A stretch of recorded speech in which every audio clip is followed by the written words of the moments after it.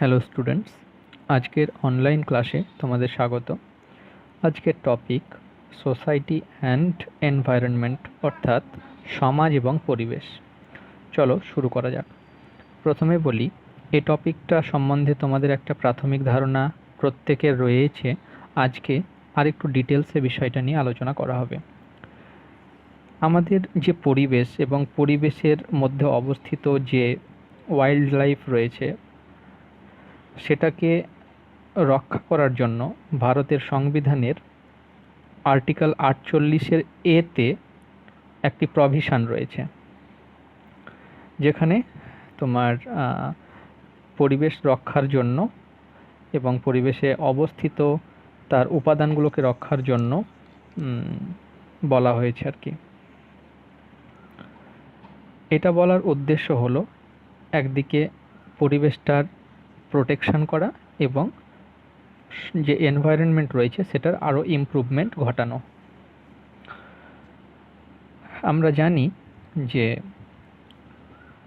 কতকগুলো মানুষ নিয়ে একটা সমাজ গঠিত হয়, আর এই সমাজটাই পরিবেশের সাথে ইন্টারঅ্যাক্ট করে থাকে। তো এই সমাজটা পরিবেশের সাথে যখন ইন্টারঅ্যাক্ট করে, তো ইন্টারঅ্যাক্ট করতে গিয়ে কিছু ভুলভ্রান্তির কারণে এই পরিবেশের এটা একটা ক্ষয়ক্ষতির কারণ হয়ে দাঁড়ায়। উদাহরণ হিসেবে বলতে পারি, আমাদের যে ইন্ডাস্ট্রিয়াল ডেভেলপমেন্ট ঘটেছে বা তোমার শিল্প বিপ্লব ঘটেছে, এর ফলে একদিকে আমাদের জীবনযাত্রার মান পাল্টেছে যেমন, কিন্তু পরক্ষণেই আমরা অতিরিক্ত পরিমাণে যে আমাদের ন্যাচারাল রিসোর্স বা প্রাকৃতিক যে সম্পদ আছে, যেমন জল বা তোমার খনিজ সম্পদ বা পেট্রোলিয়াম জাতীয় প্রোডাক্টগুলো বা কাঠ, এগুলোর কিন্তু আমরা ক্ষয় সাধন করেই চলেছি। তো আমরা ন্যাচারাল রিসোর্স বা প্রাকৃতিক সম্পদ নিয়ে কিছু বিষয় জেনে নিই। প্রাকৃতিক সম্পদ বলতে বোঝানো হয় যে সকল সম্পদগুলো প্রাকৃতিকভাবেই তৈরি হয় এবং এগুলো মানুষ তার ওয়েলফেয়ারের জন্য বা তার নিজের জীবনযাত্রার উন্নয়নের জন্য বা নিজের আরামের জন্য এগুলো মানুষ ইউজ করে থাকে। ন্যাচারাল রিসোর্স বলতে তোমার হচ্ছে জল, বাতাস, মাটি বা তোমার পাথর বা ফরেস্ট, অ্যানিমাল বা জীবাশ্ম জ্বালানি, এগুলোকেই বোঝানো হচ্ছে। এগুলোকে একত্রেই তোমার প্রাকৃতিক সম্পদ বলা হয়। তো মানুষ ডাইরেক্টলি এই প্রাকৃতিক সম্পদের উপর নির্ভরশীল। যেমনভাবে তোমার আমরা ফরেস্ট ইউজ করে থাকি, এছাড়া আমরা প্রাকৃতিক সম্পদ থেকে যে খাবারগুলো পাই সেগুলো আমরা প্রতিদিন খেয়ে থাকি। এছাড়া আমাদের প্রাকৃতিক সম্পদ থেকে প্রাপ্ত বিভিন্ন জিনিস যেটা আমাদের স্বাস্থ্যের উন্নয়ন ঘটাতে সাহায্য করে, ফলে আমরা একটা কমফোর্টেবল লাইফ লিড করতে পারি। তো এই যে বনটা রয়েছে, এই বনটা আমাদের পরিবেশটাকে তোমার একটা সাম্যতা বজায় রাখতে সাহায্য করে, যার ফলে তোমরা জানো অলরেডি যে বন থাকলে সাধারণত এটা আমাদের যে বন্যা হয় সে বন্যার হাত থেকে বন আমাদেরকে রক্ষা করে। এছাড়াও আরও স্টর্ম প্রোটেকশান বা নিউট্রিয়েন্ট, যে তোমার মাটিতে বিভিন্ন মাটির যে গুণাগুণগুলো রয়ে থাকে সেগুলোরও একটা সাইক্লিং হয়ে থাকে। তো আর একটা বিষয় হচ্ছে, যে সকল জিনিসগুলো মানুষের দ্বারা ডেভেলপড হয় বা মানুষ যে সকল জিনিসগুলো তৈরি করে, অর্থাৎ প্রকৃতি নিজের থেকে তৈরি করে না, এই সকল জিনিসগুলোকে বলা হচ্ছে আর্টিফিশিয়াল রিসোর্সেস বা কৃত্রিম সম্পদ। উদাহরণ বলতে পারি বায়োগ্যাস, যে সকল গ্যাসগুলো আমরা আজকে তোমার জ্বালানি হিসেবে ব্যবহার করি। তারপরে থার্মাল ইলেকট্রিসিটি বা তাপবিদ্যুৎ কেন্দ্র বা প্লাস্টিক জাতীয় যে জিনিসপত্রগুলো আমরা আমাদের নিজের ইউজের জন্য এগুলো করে থাকি, প্রকৃতি ডাইরেক্টলি আমাদেরকে এগুলো দেয় না আর কি। তো এই ন্যাচারাল রিসোর্সটা বিভিন্ন ধরনের ফর্মে থাকতে পারে। এটা থাকতে পারে তোমার কঠিন বা তরল বা গ্যাসীয়, আবার কখনো ধাতব বা অধাতব ফর্মেও এটা থাকতে পারে। তো আমরা ল্যান্ড রিসোর্স নিয়ে কিছু জানবো। ল্যান্ড রিসোর্স বলতে বোঝানো হচ্ছে তোমার যে ভূমি সম্পদ। আমরা এই রিসোর্সটাকে কিছু যেমন ফলানোর জন্য, শাকসবজি হতে পারে, সেটা ফলানোর জন্য যেমন আমরা ব্যবহার করি, আবার এই ল্যান্ড রিসোর্সের উপরেই আমরা আমাদের রেসিডেন্স তৈরি করি বা আমরা ঘরবাড়ি তৈরি করি। তো এটা একদিকে যেমন এগ্রিকালচারাল পারপাসে ইউজ করা হচ্ছে, পাশাপাশি নন এগ্রিকালচারাল পারপাসেও কিন্তু এটা ইউজ করা হচ্ছে। এবার হচ্ছে তোমার ফরেস্ট রিসোর্সেস বা বন সম্পদ। ফরেস্ট হচ্ছে একটা ন্যাচারাল রিসোর্স যেটা সেলফ সাস্টেনিং, নিজে নিজেই তৈরি হয়ে যায়, created by presence of trees, এবং যেটা তৈরি হতে প্রচুর প্রেজেন্স ট্রি বা গাছের সম্মিলিতভাবে এটা তৈরি হয় আর কি। তো এই ফরেস্ট রিসোর্স থেকে আমরা যেগুলো পাই সেগুলো হচ্ছে ফার্নিচার তৈরি করার জন্য কাঠ পাই, এছাড়াও তোমার রেলওয়ে স্লিপার, তারপরে দেশলাই, এছাড়া এটার সাহায্যে আমরা বোট তৈরি করি, লাঙল তৈরি করি ইত্যাদি। এছাড়া এগুলোর মধ্যেই সীমাবদ্ধ নয়, এছাড়া বিভিন্ন মশলাপাতি থেকে তোমার ইনসেকটিসাইড বা কীটনাশক বা বিভিন্ন তোমার ওয়েক্স, আঠা জাতীয় জিনিসপত্র, তারপরে মধু, এই সকল জিনিসগুলো আমরা বনজ সম্পদ থেকে পেয়ে থাকি। এবার আসি ওয়াটার রিসোর্সে বা জল সম্পদে। একটা কথা জানো তোমরা যে আমাদের টোটাল পৃথিবীর আয়তনের 3 ভাগই হচ্ছে জল। তো এই জলগুলো কোথায়? সাধারণত আমরা রিভার, লেক, বা তোমার সমুদ্র, বা আমাদের যে মাটির নিচের যে ভূগর্ভস্থ জল সেটার মধ্যে এই জিনিসগুলো সীমাবদ্ধ থাকে। তো এই ওয়াটার রিসোর্সটা হচ্ছে এগ্রিকালচারের বা মানে কৃষিকাজের একটা ভাইটাল রিসোর্স বা খুবই গুরুত্বপূর্ণ একটা জিনিস। এছাড়াও ইন্ডাস্ট্রিয়াল ইন্ডাস্ট্রিয়াল ক্ষেত্রেও এটা খুবই দরকার, এবং হাউস হোল্ড পারপাসে আমাদের প্রতিদিনের গৃহস্থের কার্যাবলীতেও জল ছাড়া আমরা চলতেই পারি না। এই জন্যই বলা হয় জলের অপর নাম জীবন। এবার আসি মিনারেল রিসোর্সেস। মিনারেল রিসোর্সেস বলতে বোঝানো হচ্ছে তোমার যে খনিজ সম্পদ তার কথা। তো এই মিনারেল রিসোর্সটাও তোমার কঠিন বা তরল বা গ্যাসীয় ফর্মে থাকতে পারে। তো এই মিনারেল রিসোর্সটা হচ্ছে তোমার নন রিনিউয়েবল, অর্থাৎ যেটা একবার শেষ হয়ে গেলে, যেটাকে একবার আমরা ইউজ করলে আর পুনরায় তার ব্যবহার করতে পারি না, অর্থাৎ অপুনর্নবীকরণযোগ্য শক্তি, যেটাকে আমরা বারবার ইউজ করতে পারি না। মিনারেল রিসোর্স বলতে বা খনিজ সম্পদ বলতে আমরা একদিকে যেমন আয়রন বা লোহা, কপার, অ্যালুমিনিয়াম এগুলোর কথা বলতে পারি, আবার এটা নন মেটালিক, আগেরগুলো হলো মেটালিক ফর্ম বা ধাতব ফর্মে থাকে, আর এটা নন মেটাল ফর্মেও থাকতে পারে, যেমন তোমার জিপসাম বা স্যান্ড বা ফসফেট, এই ফর্মেও এটা থাকতে পারে। বা তোমার আরও থাকতে পারে সিঙ্গেল এলিমেন্ট বলতে যেমন সোনা বা সিলভার বা ডায়মন্ড, এগুলোকে বোঝানো হচ্ছে। এগুলো সকলে হচ্ছে আমাদের খনিজ সম্পদ বা মিনারেল রিসোর্সেস। এবার আসি ফুড রিসোর্স বা খাদ্য সম্পদ, যেটা আমরা খাবার হিসেবে ব্যবহার করি বা আমাদের খাদ্যের যোগান দেয়, সেটাকে আমরা ফুড রিসোর্স বলতে পারি। আমাদের এই খাদ্যের যোগানটা সাধারণত দিয়ে থাকে প্ল্যান্ট বা তোমার উদ্ভিদ। এছাড়াও আমরা খাদ্য হিসেবে অ্যানিমাল বা বার্ডকেও সময়ে ইউজ করে থাকি। তো তোমার যেটা বললাম যে হিউম্যান বিংস বা মানব জাতির মেইন যেটা ফুড রিসোর্স সেটা সার্ভ করে এগ্রিকালচার। এবার আসি এনার্জি রিসোর্সে বা শক্তি সম্পদে। এনার্জি রিসোর্স বলতে বোঝানো হচ্ছে এমন কিছু শক্তি যেটা তোমার তাপ বা পাওয়ার বা তোমার কোনো অবজেক্টকে মুভ করতে সাহায্য করে, বা ইলেকট্রিসিটি প্রডিউস বা বৈদ্যুতিক যে উৎপাদন সেটাও হয়ে থাকে। তো এই এনার্জি রিসোর্সটা তোমার বলতে সাধারণত 5টা ফান্ডামেন্টাল সোর্সকেই বলা হয়, যেমন তোমার nuclear fission in the sun, অর্থাৎ সূর্যের যে তোমার বিকিরণের যে ব্যাপারটা, সোলার এনার্জি। এছাড়াও gravity generated by the earth and moon, অর্থাৎ তোমার পৃথিবী এবং চাঁদের মধ্যে যে তোমার গ্র্যাভিশনাল যে ফোর্সটা, ঠিক আছে। এছাড়াও নিউক্লিয়ার ফিশন রিয়াকশন বা তোমার হচ্ছে নিউক্লিয়ারের যে বিয়োজন, যেটা তোমরা অলরেডি পড়েছো, অণুপরমাণু, এই ধরনের বিষয়গুলো। আর energy in the interior of the earth, এবং হচ্ছে তোমার energy stored in chemical bonds, অর্থাৎ কেমিক্যাল ফর্মে যে সকল রিসোর্সগুলো থাকে যেগুলোকে বন্ডিং করে তোমার একটা এনার্জি প্রডিউস করা হয়।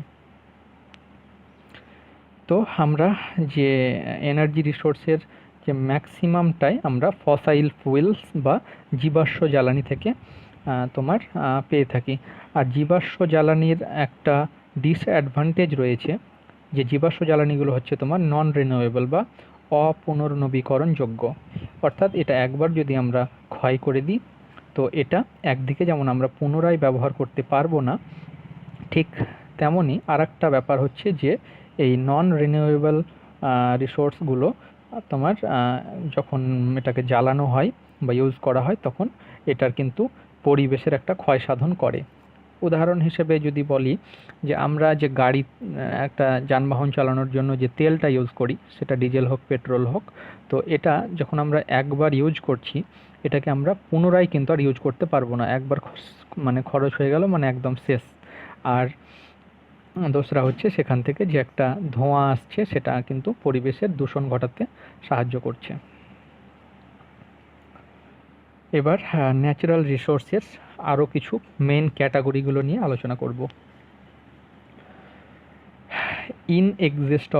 ইনএক্সস্টেবল রিসোর্সেস, অর্থাৎ অফুরন্ত যে রিসোর্স, যেগুলো ফুরায় না, যে সকল সম্পদগুলো, তো এগুলোকে সাধারণত মানুষের যে ব্যবহার, সে ব্যবহারের মাধ্যমে শেষ করা যায় না। এগুলো বলতে বোঝানো হচ্ছে যেমন তোমার সোলার রেডিয়েশন বা সূর্যের যে বিকিরণ ক্ষমতা, বা তোমার বায়ু শক্তি, জল শক্তি, বা তোমার জোয়ার ভাটা শক্তি, এগুলো সাধারণত মানুষ ইউজের ফলে শেষ করা যায় না, ওই জন্য এটাকে বলা হচ্ছে ইনএক্সস্টেবল রিসোর্সেস।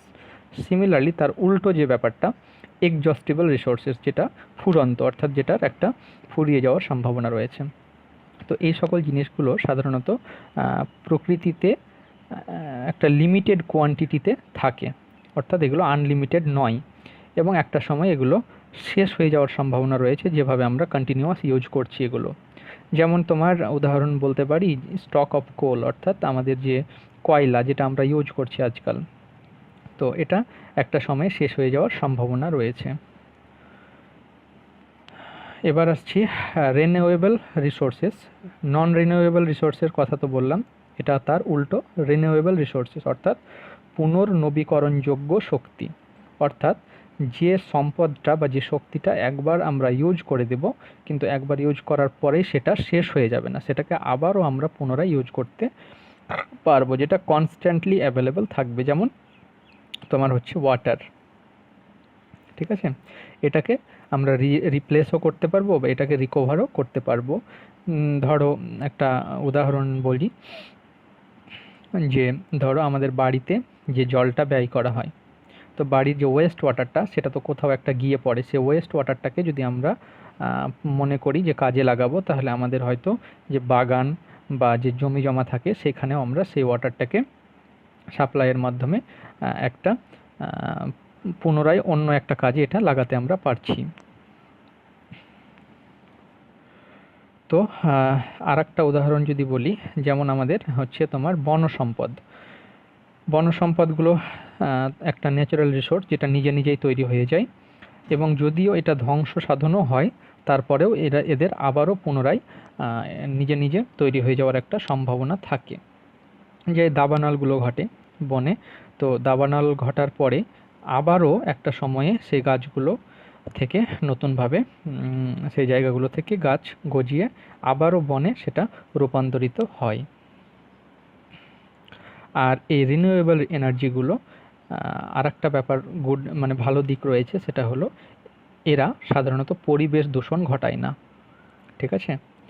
যেমন আজকাল সোলার সেল থেকে যে আমরা ইলেকট্রিসিটি প্রডিউস করছি, অর্থাৎ সৌরশক্তি থেকে ইলেকট্রিক তৈরি হচ্ছে বা কারেন্ট তৈরি হচ্ছে, এটা থেকে কিন্তু কোনো পরিবেশের দূষণ ঘটছে না। এছাড়াও হাইড্রো পাওয়ার বা তোমার যে জোয়ার ভাটা শক্তি সেটাকে কাজে লাগিয়েও বিদ্যুৎ উৎপাদন করা হয়। বায়ু শক্তিকে কাজে লাগিয়ে তোমার বিদ্যুৎ উৎপাদন করা হয়। জিওথার্মাল বলতে পৃথিবীর অভ্যন্তরে যে তাপটা রয়েছে সেটাকে কাজে লাগিয়েও একটা আমরা এনার্জি উৎপাদন করতে পারি। তাহলে তোমরা রিনিউয়েবল রিসোর্সের ব্যাপারে জানতে পারলে। এবার তার উল্টোটা, যেটা অলরেডি ডিসকাস করে এলাম, যে এগুলোকে নন রিনিউয়েবল রিসোর্সকে সাধারণত রিপ্লেস করা যায় না, অর্থাৎ এটা এক ফর্ম থেকে আরেক ফর্ম দেওয়া যায় না। যেমন জীবাশ্ম জ্বালানি বা মিনারেলস বা খনিজ সম্পদ, সেটা সম্বন্ধে অলরেডি বললাম। তো এগুলো নন রিনিউয়েবল রিসোর্স, তার কারণ হচ্ছে যে এগুলো পুনরায় তৈরি হয়ে যায় না। ঠিক আছে, যদি আমি কয়লার কথাই বলি, তো কয়লাটার কিভাবে প্রডিউস হয় সেটা তোমরা অলরেডি জানবে, ভূগোলে এগুলো নিয়ে ডিসকাস করা হয়েছে। তো যদি আবারও একটা জায়গায় কয়লার খনি তৈরি হয়, সেটা হয়তো তৈরি হতে হাজার হাজার বছর লেগে যাওয়ার একটা সম্ভাবনা রয়েছে। ওই জন্য এগুলোকে বলা হচ্ছে নন রিনিউয়েবল রিসোর্সেস। এবার রিনিউয়েবল রিসোর্স আর নন রিনিউয়েবল রিসোর্সের কিছু উদাহরণ দেখব। নন রিনিউয়েবল রিসোর্স যেটা তোমার ক্ষয়যোগ্য, এটাকে নতুন ফর্ম দেওয়া যাবে না। যেমন হচ্ছে তোমার কয়লা। তোমরা জানো যে কয়লা যদি একবার আমরা জ্বালিয়ে ফেলি, তাহলে কয়লাটাকে পুনরায় আর ব্যবহার করা যায় না। তাই এটা হচ্ছে তোমার নন রিনিউয়েবল রিসোর্সেস। ঠিক সেরকমই পেট্রোলিয়াম, আমাদের গাড়িতে যে সকল জ্বালানিগুলো আমরা জ্বালাই, সেটা পেট্রোল, ডিজেল হতে পারে, এগুলো একবার ইউজ করার পর তার এটা স্থায়িত্বটা শেষ হয়ে যায়। আবার তার উল্টো যে দিকটা থাকছে রিনিউয়েবল রিসোর্সেস বা পুনর্নবীকরণযোগ্য যে শক্তিটা, যেমন জল। বললাম যে জল আমরা একবার ব্যবহার করার পরেও যে ওয়েস্ট ওয়াটার, সেটাকে ট্রিটমেন্ট করে আমরা অন্যান্য কাজে লাগাতে পারি। এছাড়া সৌরশক্তি, এটা হচ্ছে রিনিউয়েবল রিসোর্স। এলপিজি, আমরা বাড়িতে যে লিকুইফাইড পেট্রোলিয়াম গ্যাস, আমাদের যে গ্যাসটা ইউজ করি, এটা যদি একবার তোমার ইউজ করা হয়ে যায়, তাহলে আর সেটা আমরা কোনো ফর্মে পাবো না, অর্থাৎ এটা নিঃশেষিত হয়ে যাবে। আবার ন্যাচারাল গ্যাস বা প্রাকৃতিক যে গ্যাসগুলো থাকে, নিউক্লিয়ার প্ল্যান্ট বা তোমার মিনারেলস বা খনিজের কথা বললাম, এগুলো হচ্ছে তোমার নন রিনিউয়েবল রিসোর্স। আর রিনিউয়েবল কী, যেমন বায়ু বা বায়োমাসের কথা বললাম। এছাড়াও তোমার ফরেস্ট, সয়েল, এগুলো হচ্ছে রিনিউয়েবল রিসোর্স। তো আমাদের যে হিউম্যান অ্যাক্টিভিটিসগুলো রয়েছে, যে হিউম্যান অ্যাক্টিভিটিসগুলোর কারণে আমরা আমাদের পরিবেশটাকে ক্রমাগত একদিকে যেমন দূষণ ঘটিয়ে যাচ্ছি, ঠিক তেমনি আমাদের যে প্রাকৃতিক সম্পদগুলো রয়েছে, সেই প্রাকৃতিক সম্পদগুলোকে আমরা ধ্বংস সাধন করে আসছি। ঠিক আছে, এবার আমরা কিছু এমন অ্যাক্টিভিটিজ দেখব যেগুলো তোমার আর্থ অ্যান্ড এনভায়রনমেন্টকে ড্যামেজ করে থাকে। প্রথমে হচ্ছে ওভার এক্সপ্লয়টেশন, অর্থাৎ অতিরিক্ত শোষণ করা যাকে বলা হয়। কেমন ব্যাপারটা? ধরো বনে যে সকল স্পেসিসগুলো বা যে সকল প্রজাতিগুলো থাকে, তো সেই সকল প্রজাতিগুলো যে পরিমাণে জন্মগ্রহণ করছে, তার চাইতে বেশি পরিমাণে তার ক্ষয় সাধন হচ্ছে, হোক সেটা মারা যাচ্ছে বা তাকে শিকার করা হচ্ছে প্রজাতিগুলো। যার কারণে তোমরা আজকাল শুনতে পাও যে বনে যে বিভিন্ন বন্য প্রাণীগুলো থাকে, তার ধীরে ধীরে বিলুপ্ত হয়ে যাচ্ছে। কারণ কি, যে পরিমাণে তৈরি হচ্ছে বা যে পরিমাণে এরা জন্ম নিচ্ছে, তার চাইতে বেশি এদের ক্ষয় সাধন হচ্ছে। তাহলে একটা সময়ে গিয়ে আমরা এই প্রজাতিটাকে আর পাবোই না, হয়তো নিঃশেষিত হয়ে যাবে।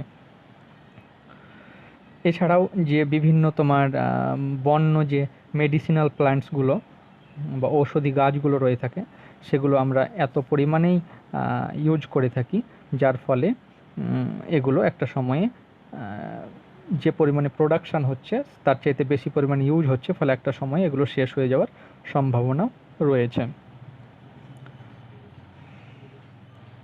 এছাড়াও মাইন বলতে বলা হচ্ছে খনি। পৃথিবীর যে একদম ভূগর্ভস্থ যে জায়গা, অনেক গভীরে যে সকল জিনিসগুলো খনিজ হিসেবে আমরা পাই, ঠিক আছে, সেগুলোকে আমরা রিফাইন করে আমাদের নিজের কাজে আমরা এটাকে ব্যবহার করতে পারি। তো এগুলো সাধারণত মেটালিক ফর্ম বা জেমস বা মিনারেল এই ধরনের বিষয়গুলো হয়ে থাকে। তো এই মাইনিংয়েরও বিভিন্ন তোমার হয়, দূষণ ঘটে, যেমন তোমার ইরোশন বা যে তোমার আছে ক্ষয়টা রয়েছে। এছাড়াও ফরমেশন অফ স্নিক হোলস এবং লস অফ বায়োডাইভার্সিটি, অর্থাৎ যে তোমার বাস্তুতন্ত্র যে রয়েছে, বাস্তুতন্ত্রটা ঠিকভাবে যদি ব্যালেন্স না হয় তাহলে একটা ক্ষয় সাধন হওয়ার সম্ভাবনা রয়েছে। এবার আসছি ডিফরেস্টেশন। ফরেস্টেশন মানে তোমার হচ্ছে বনভূমি তৈরি করা, আর ডিফরেস্টেশন তার উল্টোটা, বনভূমিকে ধ্বংস করা। তো যে বনজ সম্পদ যেটা রয়েছে সেটাকে ক্রমাগত ধ্বংস করা হচ্ছে। একদিকে সেটা যেমন এগ্রিকালচারাল পারপাস বা এগ্রিকালচারাল ল্যান্ড হিসেবে সেটাকে ইউজ করা হচ্ছে, তার পাশাপাশি বিভিন্ন বাড়ির কনস্ট্রাকশনও করা হচ্ছে, যার ফলে তোমার বনভূমিগুলো ক্রমাগত কমার দিকে আছে। তো এটা যদি ক্রমাগত ক্ষয় সাধন হতেই থাকে তাহলে তার ফলটা আমাদেরকে নিজেদেরকেই পোয়াতে হবে। এছাড়া আর একটা কথা বললাম যে বিভিন্ন যে প্রজাতিগুলো থাকে বনে, সেটারও একটা বিলুপ্তির সম্ভাবনা থাকবে। এবার আসছি দূষণ বা পলিউশনে। দূষণ ব্যাপারটা তোমরা জানোই যে আমাদের চারপাশের পরিবেশের যে আমরা ক্ষয় সাধন করি, ঠিক আছে, এই ক্ষয় সাধনের ফলেই একটা দূষণ ঘটে থাকে। তো যেমন একটা উদাহরণ বলি, যে ফ্যাক্টরি আছে ধরো একটা, সে ফ্যাক্টরিতে একটা হিউজ পরিমাণে জল এবং ইলেকট্রিসিটি লাগছে। তো এটা তাহলে একদিকে যেমন রিসোর্সটার মানে ক্ষয় হয়ে আসছে, তার পাশাপাশি সেই ফ্যাক্টরি থেকে তোমার ক্ষতিকর যে কেমিক্যাল তৈরি হচ্ছে, সেই কেমিক্যালটা হয়তো বাতাসে বা জলে বা তোমার মাটিতে মিশে যাচ্ছে, তার ফলে কি হচ্ছে, পরিবেশের একটা দূষণ ঘটাচ্ছে। আবার ওয়াটার পলিউশন ঘটে থাকে, যেমন তোমার সেই ইন্ডাস্ট্রির যে হার্মফুল যে কেমিক্যালগুলো সেগুলো সাধারণত জলেই ফেলা হয়, তার ফলে ওয়াটার রিসোর্স যেটা রয়েছে সেটার ক্ষয় সাধন করছে।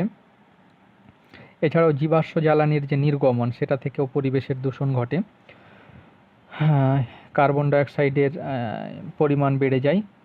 এছাড়াও মিথেন, তোমার নাইট্রাস অক্সাইড, এই সকল হার্মফুল যে গ্যাসগুলো রয়েছে সেগুলোর কিন্তু পরিমাণ দিন দিন বেড়ে পরিবেশটার দূষণ ঘটাচ্ছে।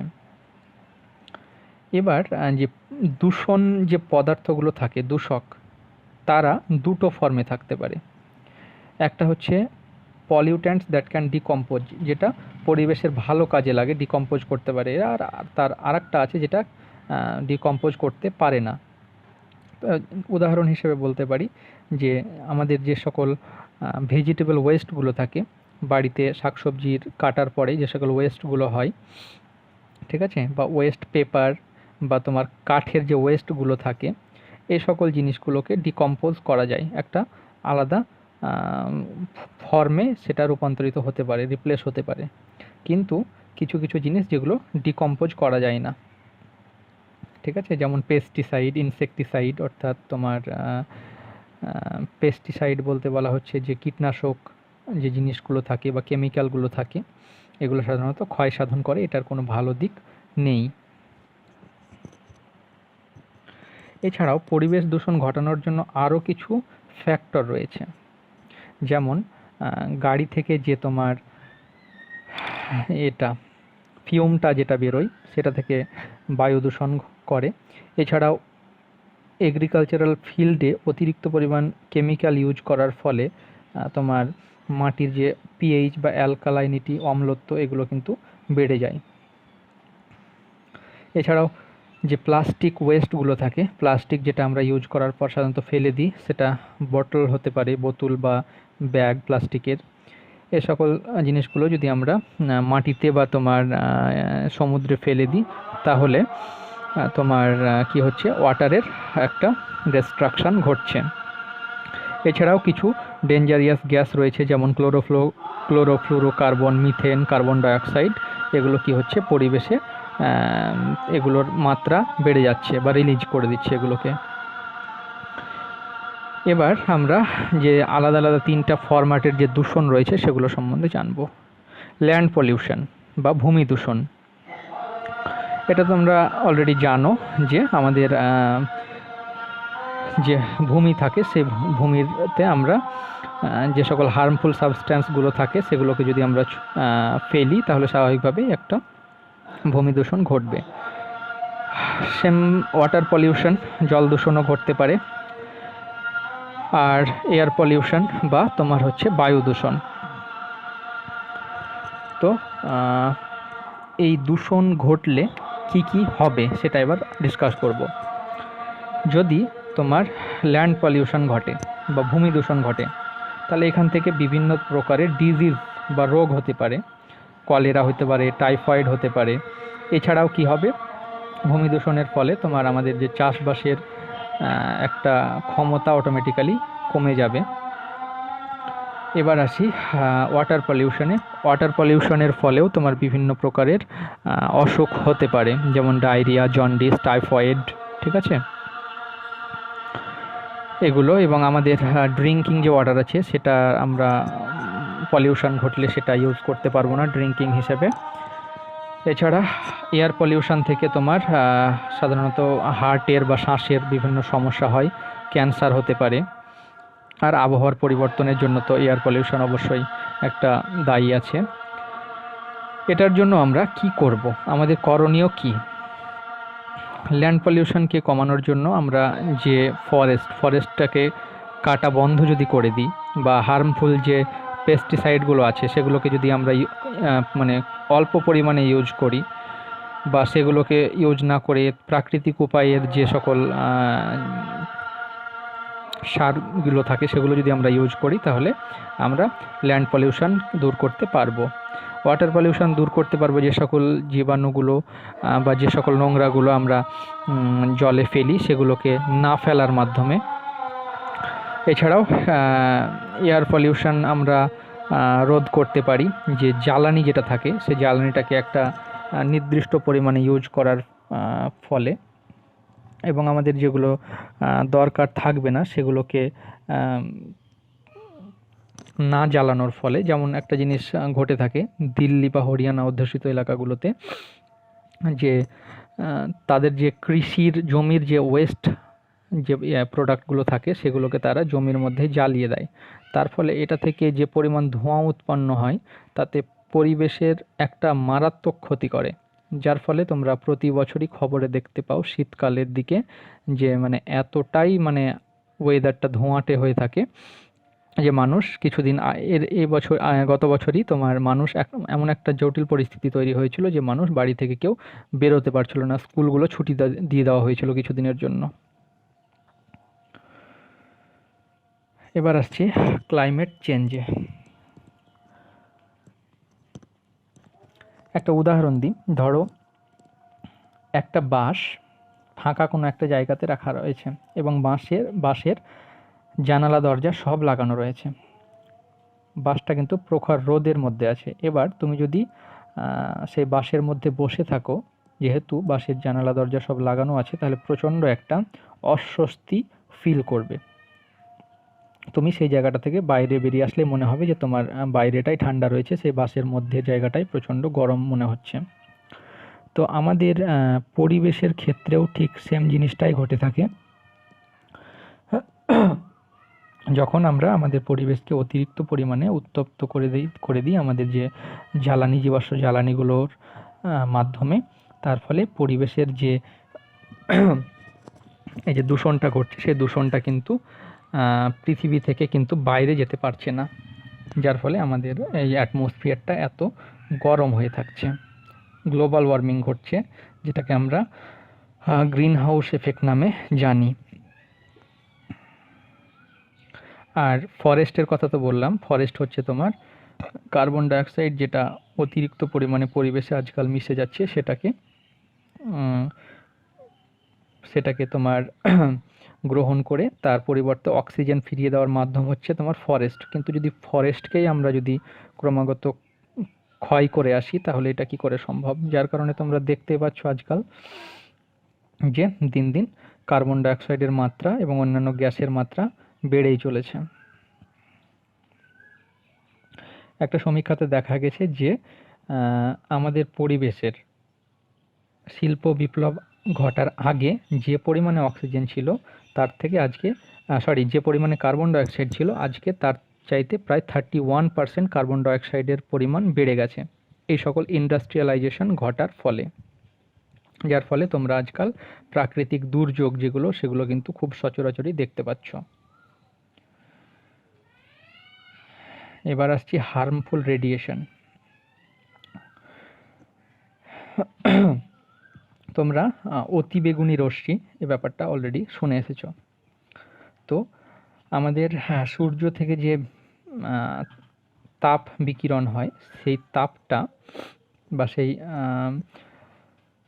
বিকিরিত বিষয়টা ডিরেক্টলি আমাদের উপরে এসে পড়ে না। একটা ওজোন স্তর থাকে, যে ওজোন স্তরে হার্মফুল যে জিনিসগুলো থাকে অতিবেগুনি রশ্মি সেটাকে কিন্তু শুষে নেয় এই ওজোন স্তরে। কিন্তু আমরা আজকে আমাদের যে বাড়িতে রেফ্রিজারেটর বা এয়ার কন্ডিশনারগুলো ইউজ করছি এটা থেকে একটা গ্যাস তৈরি হচ্ছে যেটাকে বলা হচ্ছে ক্লোরোফ্লুরোকার্বন। এই ক্লোরোফ্লুরোকার্বন পরিবেশে মিশে যাওয়ার ফলে সেই ওজোন স্তরের ক্ষয় সাধন করছে বা ওজোন স্তরকে ফুটো করে দিচ্ছে। তাহলে স্বাভাবিকভাবেই সূর্যের যে হার্মফুল যে রেডিয়েশনগুলো আছে ডিরেক্ট আমাদের পৃথিবীতে এসে পড়বে, যেহেতু ওজোন স্তরটা ফুটো হয়ে যাচ্ছে। এর ফলে তোমার বিভিন্ন রোগ ব্যাধি দেখা যাচ্ছে, স্কিন ক্যান্সার দেখা যাচ্ছে। ন্যাচারাল ডিজাস্টার বা প্রাকৃতিক দুর্যোগ। প্রাকৃতিক দুর্যোগ বলতে তোমার যেমন বন্যা, ভূমিকম্প, এছাড়াও তোমার বজ্রপাত, এগুলোকে বলা হচ্ছে। তো এগুলো আমাদের যে ন্যাচারাল রিসোর্সের যে রয়েছে সেটার অপব্যবহার করার ফলে এই সকল ন্যাচারাল ডিজাস্টারগুলো ঘটে চলেছে আজকাল আমাদের সাথে। তো এই পরিবেশটাকে রক্ষা করার জন্য অনেক কিছু দূষণের কথা শুনলাম, এটাকে রক্ষা করার জন্য আমরা কি করব? প্রথমে হচ্ছে এটাকে যদি আমরা রক্ষা করতে চাই তাহলে আমাদেরকে একটা প্রপার এডুকেশন নিতে হবে। এটার ব্যাপারে একটা বিষয় আমাদেরকে জানতে হবে, শিক্ষা নিতে হবে। এই পরিবেশ সম্বন্ধে যদি আমরা যথাযথ জ্ঞান বা স্কিল যদি আমাদের থাকে তবেই আমরা পরিবেশটার রক্ষা করতে পারবো, আদারওয়াইজ পারবো না। আমাদের সচেতনতা আসবে না শিক্ষা ছাড়া। প্রথমে হচ্ছে লার্নিং অ্যাবাউট দ্য এনভায়রনমেন্ট, অর্থাৎ পরিবেশ সম্পর্কে আমাদেরকে লার্ন করতে হবে, স্টাডি করতে হবে। এবং আমাদের সারাউন্ডিংয়ে যে সকল রিলেটেড ইস্যুগুলো রয়েছে সেগুলো সম্বন্ধে আমাদেরকে নলেজ রাখতে হবে, আমাদেরকে সেগুলো নিয়ে আন্ডারস্ট্যান্ড করতে হবে ব্যাপারটা নিয়ে। এবার রয়েছে লার্নিং থ্রু দ্য এনভায়রনমেন্ট, অর্থাৎ পরিবেশের মাধ্যমে আমরা জানবো, অর্থাৎ আমরা যে প্র্যাকটিক্যাল একটা নলেজ গ্যাদার করব। ঠিক আছে, পরিবেশের সাথে চলার ফলে আমরা ডিরেক্ট পরিবেশ থেকে একটা জ্ঞান অর্জন করব। তাহলে কি হবে, আমরা এনভায়রনমেন্টাল যে একটা ড্যামেজ ঘটছে সেটাকে আমরা অনেকটাই কমাতে পারবো আমাদের এই স্কিল এবং এই নলেজের ইউজ করে। এবার হচ্ছে লার্নিং ফর দ্য এনভায়রনমেন্ট। আমরা প্র্যাকটিক্যালি বিষয়গুলো জানলাম, হ্যাঁ, সেগুলোকে আমরা ইউটিলাইজ করব।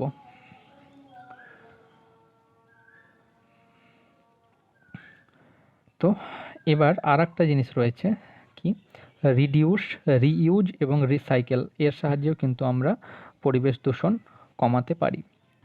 3টে আর রয়েছে।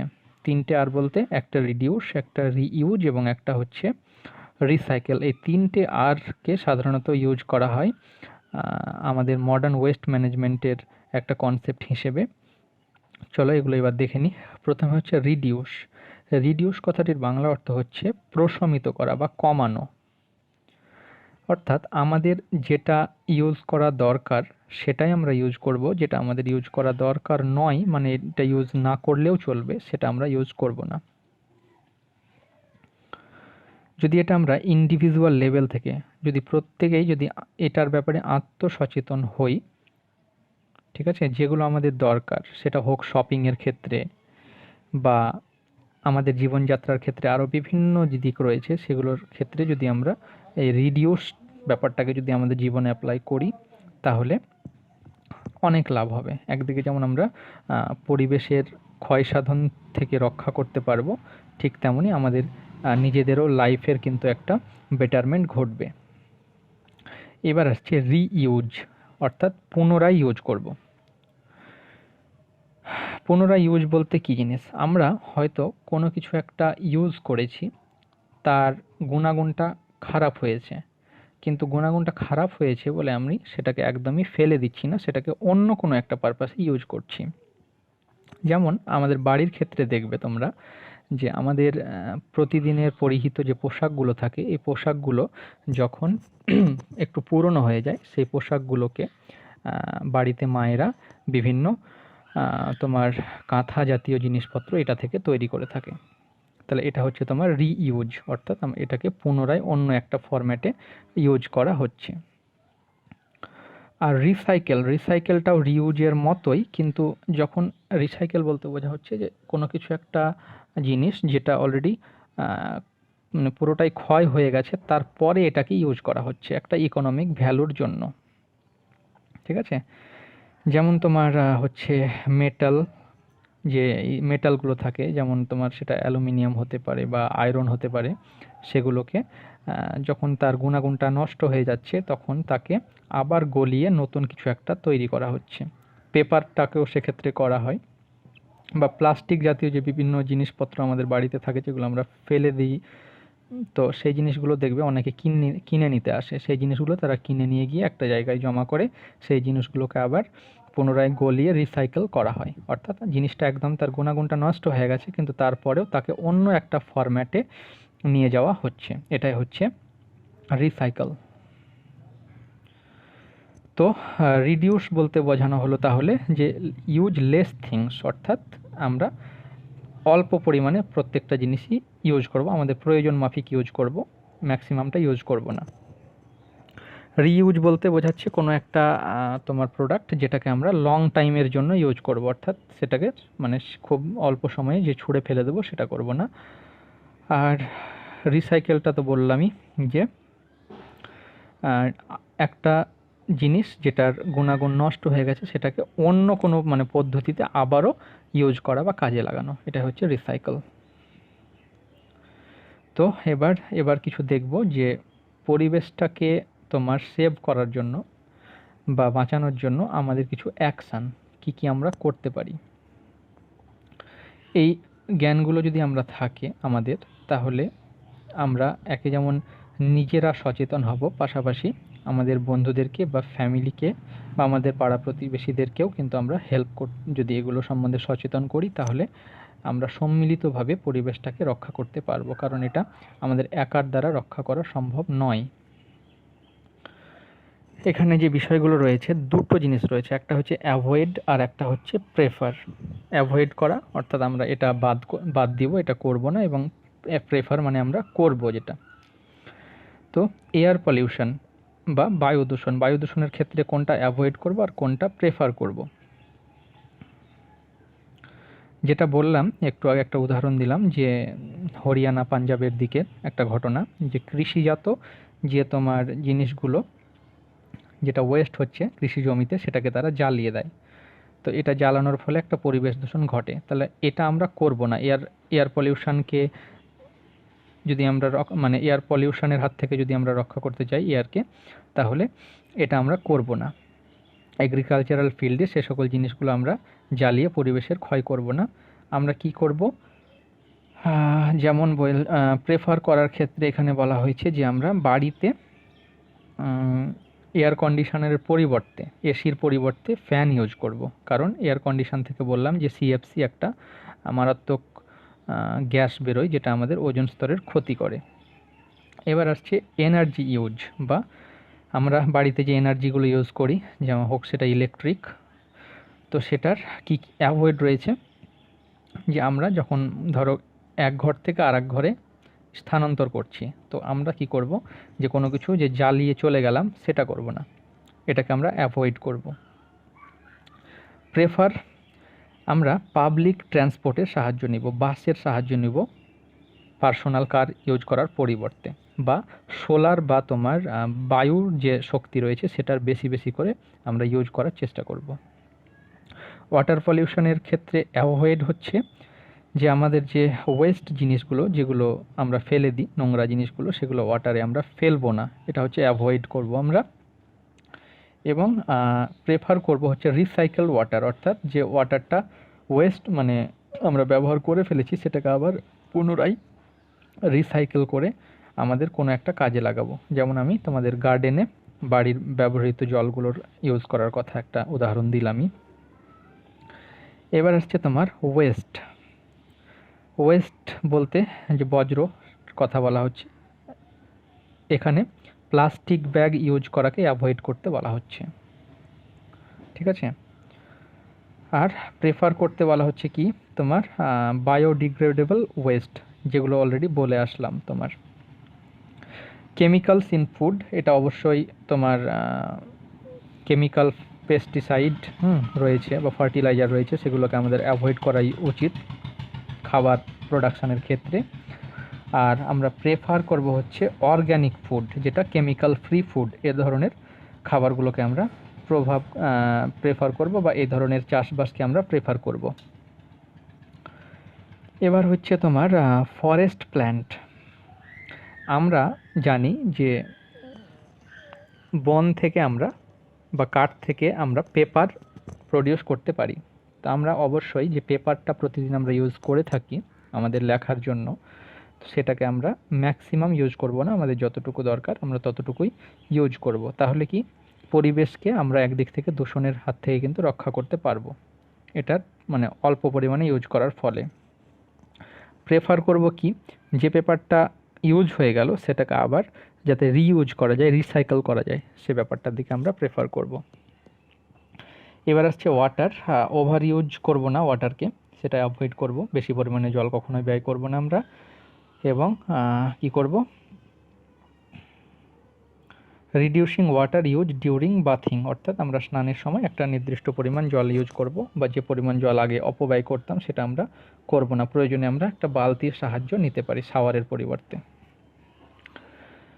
আজকের ক্লাস এ পর্যন্তই, আর কোয়েশ্চেন নিয়ে ডিসকাস করলাম না। তোমরা এই কোয়েশ্চেনের একটা স্ক্রিনশট নিয়ে নাও, দিয়ে তোমরা সেগুলোর আনসার দেবে।